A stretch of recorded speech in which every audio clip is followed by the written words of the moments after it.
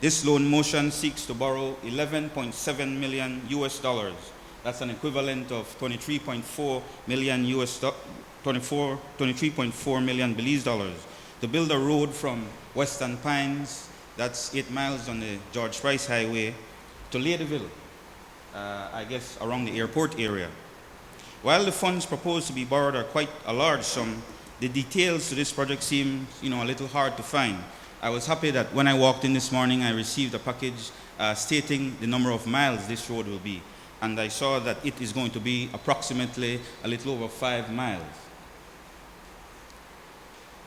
I was told that, lack of information is kind of a norm, but I don't want to believe that. As a young man, I watched and admired Minister of Natural Resources be a champion for transparency and accountability. I worked indirectly with Senator Barnett for a few years. She was touted as the best and brightest technocrat that we had. How can these two senior persons condone this kind of, lack of information, this kind of a thing? There are some other questions that I have regarding this motion. Why is there such urgency to get this motion through in one sitting? Who benefits from this project besides the contractor and the landowners whose land will be acquired? I can bet there are some preferred persons in the mix. Is there a plan for the area that will now be accessible? Is there a housing scheme on the horizon? Is this a part of Horizon 2030 or what it was envisioned to be? Or was this just dreamt up one night and brought to these chambers? How will this impact the people from the west and the south? You mentioned a few notes there just now. How many miles will they save when driving to reach the airport as opposed to going through the Boom Hattieville Road?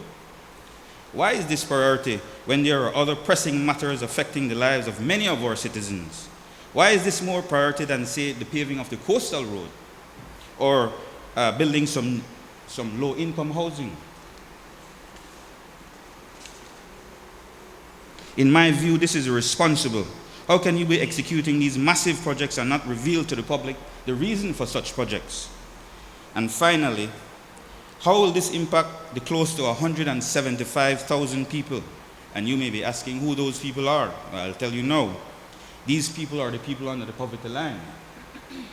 Although we are always in favor for development, we question the birth for this project.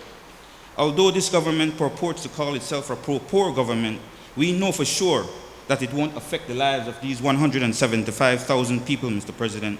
The people Pope Francis referred to as the excluded. Mr. President, as the saying goes from Hamlet, something is rotten in the state of Denmark.